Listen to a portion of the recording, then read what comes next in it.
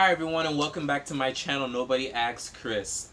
If this is your first time here, Nobody Asks Chris is a channel where I'll be giving my unwanted opinions on different things such as TV shows that I watch, movies that I watch, or music that I listen to, or whatever other random topic I choose to talk about, in addition to also periodically updating you on my locked journey.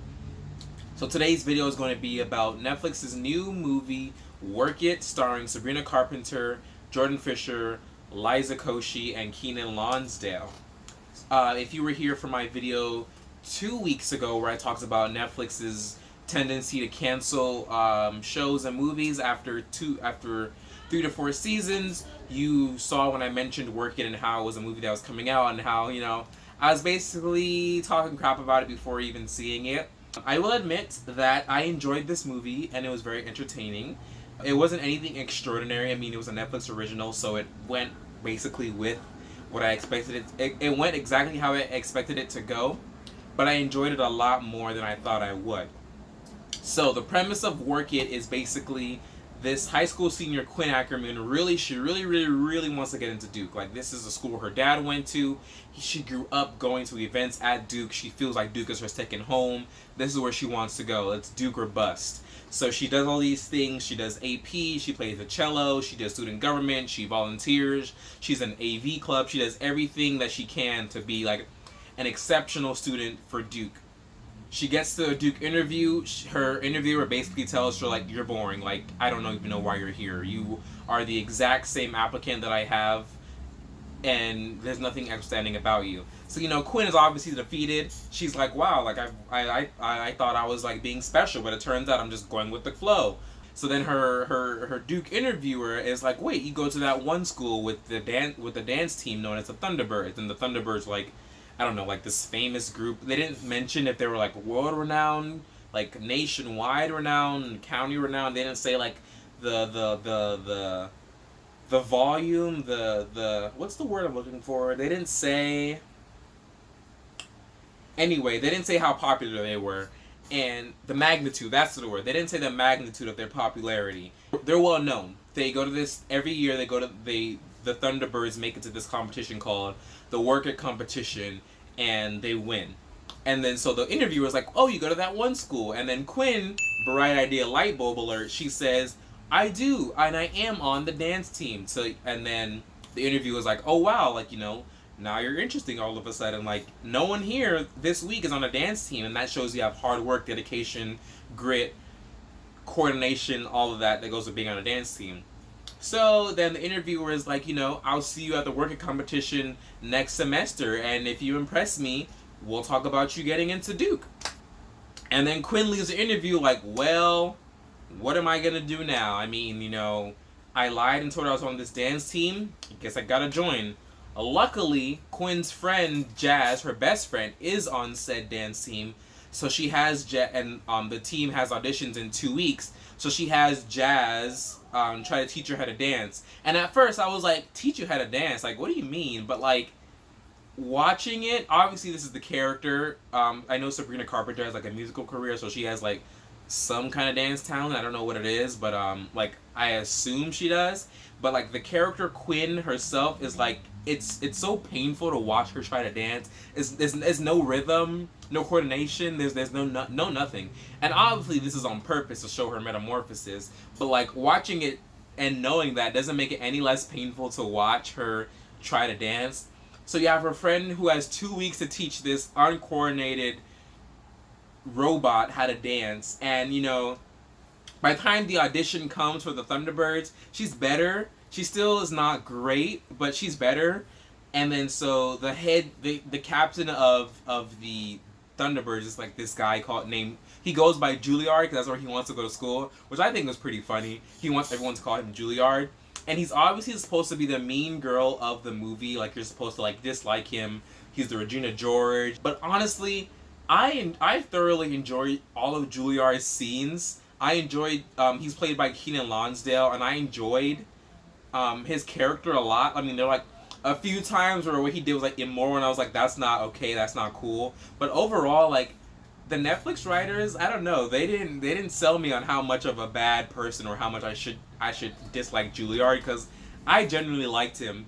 I I don't know what that says about me as a person, but I enjoyed his character a lot. But anyway, he's like, oh, Quinn, like, you can't dance. She's like, but I'm here to audition anyway.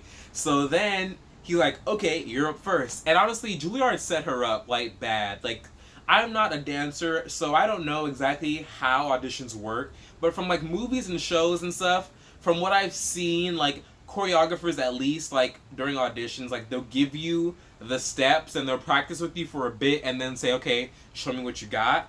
I don't know, correct me if I'm wrong in the comments, but I'm under the impression that's how it is. But for this, he just says, okay, you're up first, and then it cuts to Quinn trying to do the dance, and it's two dancers in front of her, and then her in the middle. And, like, she's, like, I don't know, like 3-5 counts behind by the time the song starts up. And I just feel so bad for her because she doesn't know the move. She's watching them, she's copying them. And I'm like, did they teach her the dance beforehand at least? Because if they had taught her the dance, she would at least be like on par with the other dancers. She'd still be stiff as a board as she was, but at least she would know what she was doing. But she stood no chance, and I felt bad. And then so basically Juilliard is like, you're not on the team. So then he's like, you know, being mean to her, saying she's not on the team, she's a bad dancer, which honestly is not wrong. And she's also only joining the team because she wants to look good for college, which I think is, I don't know, I don't want to say it's immoral, but also, like, you don't care about the dance team as much as other people on the team. So, I mean, of course you're not going to be a great dancer. You don't care about it. You just, you know?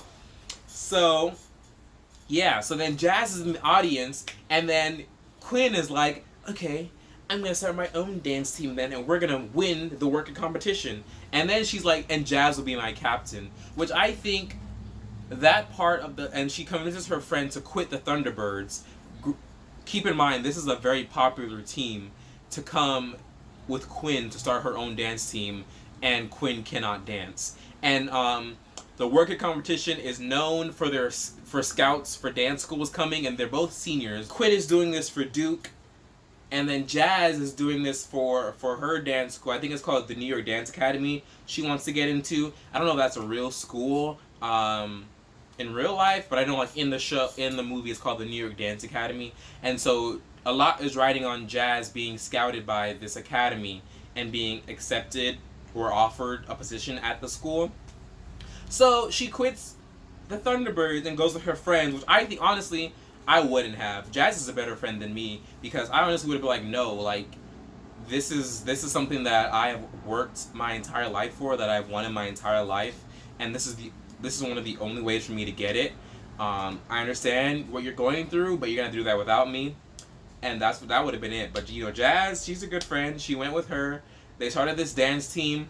So then they go and they, like, Quinn recruits, like, this motley crew of dancers and untapped potential in her school to join her dance team called TBD. And yeah, so, like, you know, it's just like the saga of them all learning how to dance. They recruit this choreographer named Jake Taylor, who's played by Jordan Fisher, and Jake Taylor and Quinn obviously fall for each other throughout the movie and their end game. Yeah, so the movie basically, what happened in the movie is exactly what I thought was going to happen a lot. I talked about it in my Netflix video, in that, you know, loser girl doesn't know how to dance, loser girl learns how to dance, winning dance girl then goes to the work competition and wins. So yeah, like, in the work it competition, I think they only show the Thunderbirds performance and the TBD's performance, which is Quinn's team. So, like, Quinn's team, obviously they win. The NYU recruiter offers her a card and says, you know what, you did really great, call me, we'll talk. So that's, I think, basically she got into NYU, I'm not sure. And then also Jazz got an offer for New York Dance Academy, so I'm assuming she's also into there. So it ended up working out in the end, which, it's a Netflix movie, so we assumed it would anyway.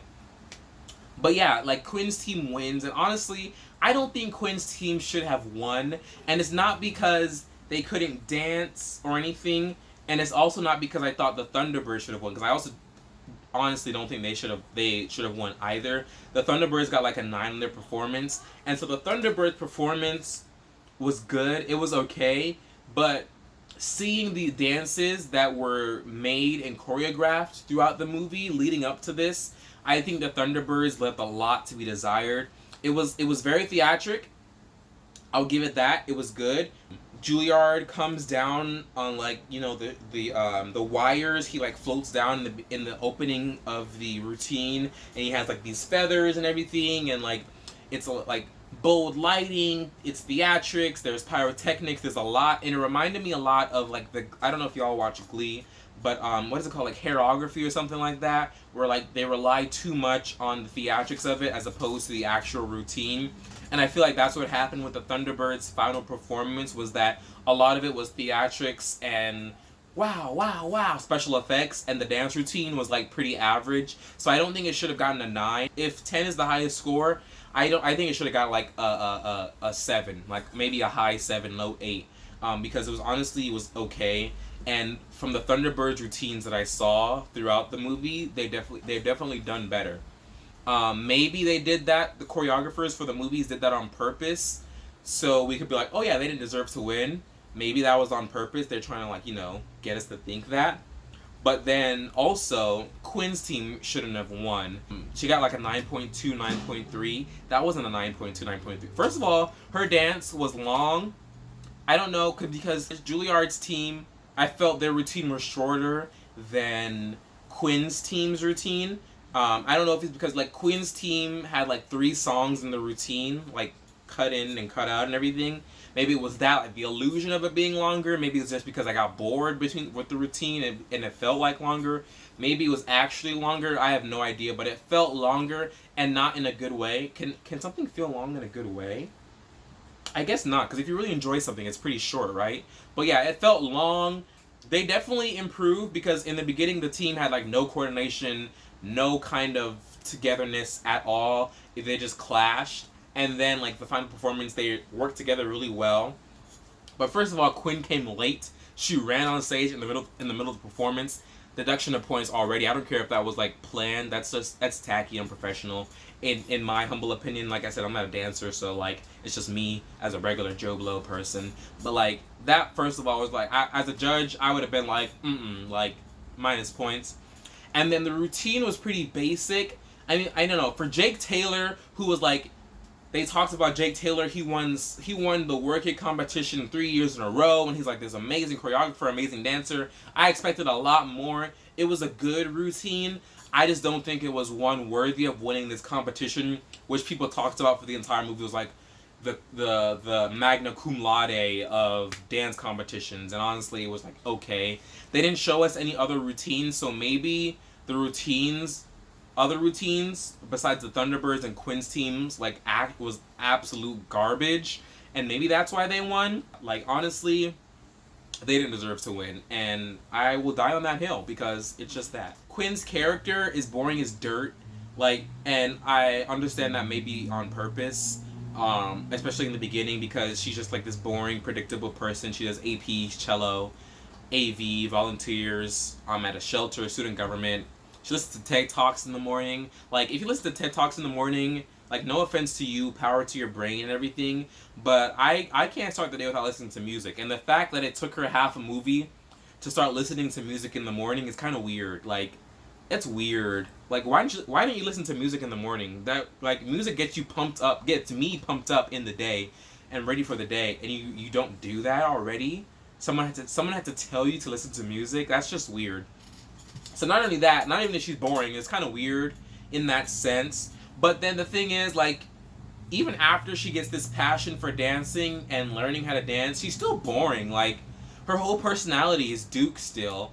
And even with dancing, like, I love to dance and Duke is my passion. Like, she's really flat throughout the entire thing. And the efforts that the writers took to make me more interested in her failed for me on anyway.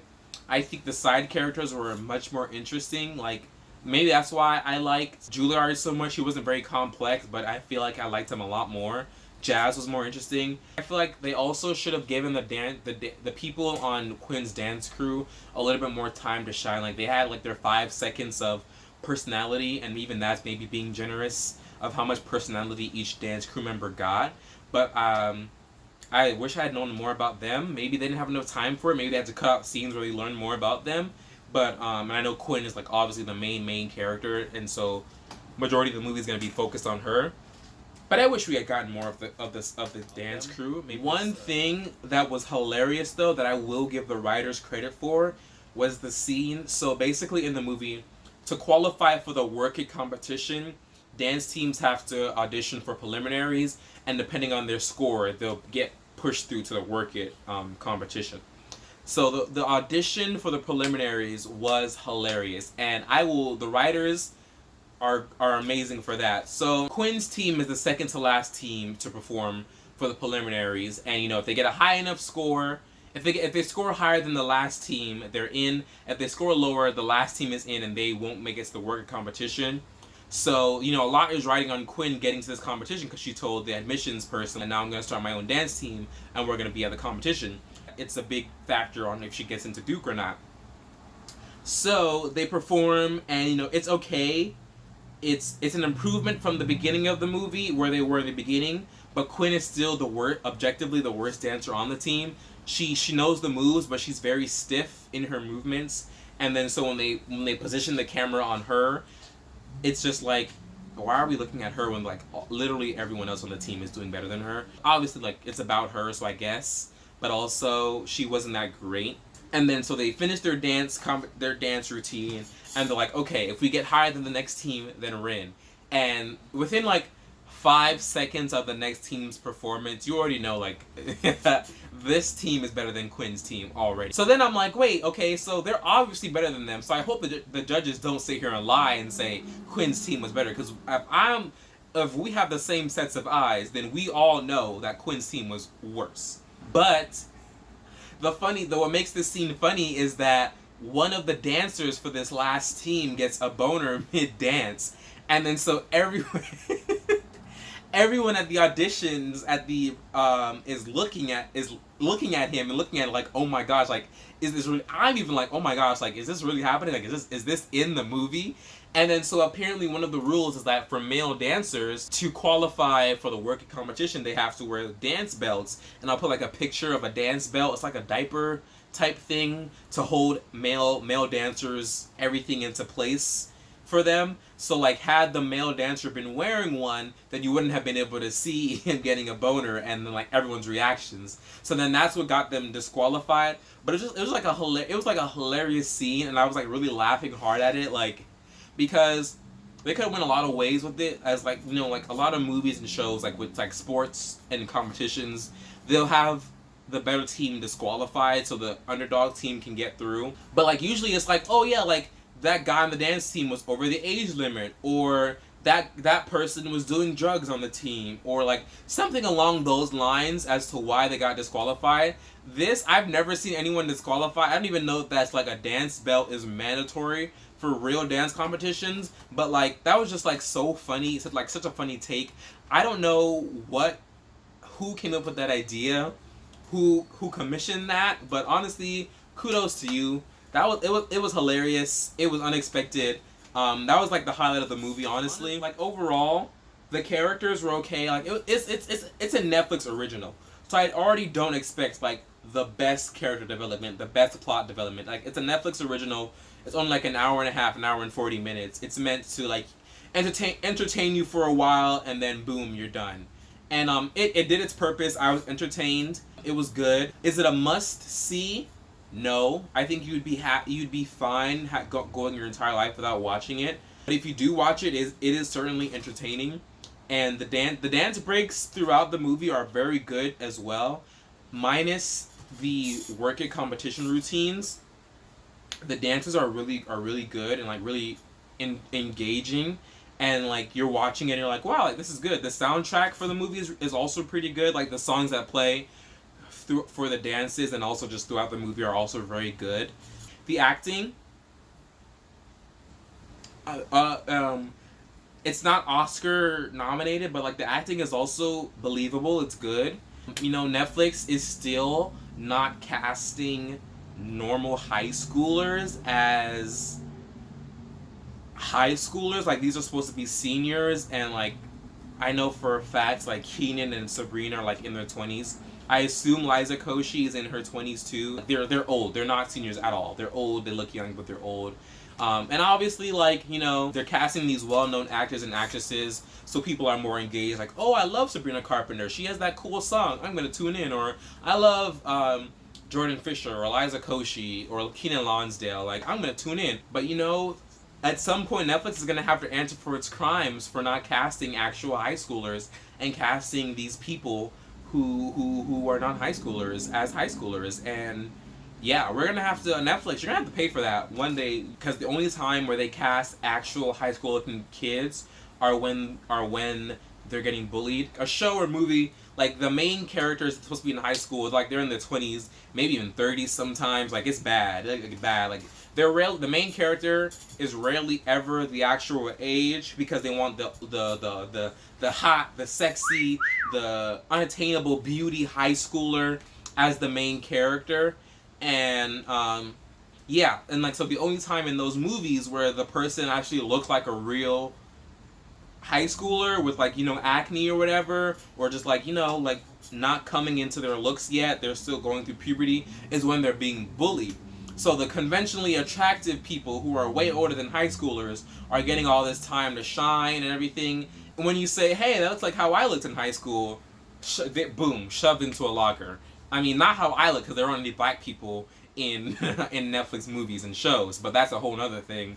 But you know, generally speaking, for the white audience, they're like, oh, like, I looked like that wimpy kid in high school. That's nice to see someone like me. And then like 2 seconds later, he's getting mugged for his lunch money. Like, you know, Netflix, you can kind of, you know, fix that. Netflix, I definitely went off on a tangent there. It was good. I would recommend watching it if you're bored. Like I said, I don't think it's a must-see. It's not one of those, oh my gosh, like, why aren't you watching Work It? Like, it's been out for a week. You need to watch it, like, right now. I don't think it's like that at all. But I do think it's entertaining and it's enjoyable. Also, I don't think Quinn stressed how important Duke was. I don't know. They didn't tell us her essays, but you know, to the audience when she's narrating, she's like, you know, my dad went to Duke. I grew up with Duke, like I said, that's her second home, and you can really tell how passionate she is about Duke and how much she loves it. And I don't think she made sure that came across to the admissions interviewer for Duke, and she just seemed like any old other random student who just wanted to go to Duke because it was like, I don't know if his Duke is like an Ivy League, like, you know, it's a top school, it's up there somewhere. Yeah. So I think she just came off as another smarty pants. But I don't think that she stressed enough how much she loved it, because me personally, I was moved by her story because her dad died. Duke is like one of the few pieces of her dad that she has. It feels like home. It feels like her dad. It feels right to be there. And like, I'm granted, like I said, I'm not an admissions counselor. I'm just a regular college student. So what I say probably doesn't matter, but like, I personally, if I was an admissions person, I'd be moved by it. To hear how much the university I work at means to you on a personal level, and not just this is a top school and I know I'm going to be successful if I go here type thing, I would be moved by that. That being said, she was pretty basic on her resume-ic. Is that a word? Maybe it is. I just created a word if it's not. On her resume-ic aspects of herself, so maybe that's why the Duke recruiter needed a bit more from her. I'd give it like a 3.5 stars. It's like I said, it's enjoyable, it's okay, it's good. I wish they had made it to where Quinn's team didn't win, and not for the Thunderbirds to win. I just wish either of them hadn't won, because honestly, none of them brought it, none of them worked it. I thought that was funny, I'm sorry. None of them brought what they were supposed to bring to win, in my opinion. And I don't know if the other, like I said, I don't know if the other dancers and other performances were like garbage to where they were like, well, may as well give it to one of these two. So yeah, that's my review, my rant / review on Work It. If you liked this video, make sure to like, comment what you thought about Work It, if you watched it. If you want to leave comments and any suggestions on what shows and movies you want to hear me talk about, be sure to leave some in the comments. I'm more than willing to listen to what y'all want me to review and just watch it. I have nothing but time and opportunity on my hand, so why not? Like, comment, subscribe if you haven't already. If you liked this video, check out my other videos. Last week's video was about Beyonce's Black is King and me ranking the top 5 videos and why you should definitely watch Black is King if you haven't already, and watch it again if you already have. The video before that was about me ranting about Netflix canceling their shows after only a few seasons. Thanks for tuning in to this week's video. Next week's video, I have no idea what it's going to be about, but once again, I have many ideas. We'll see what it's about next week. So, thanks.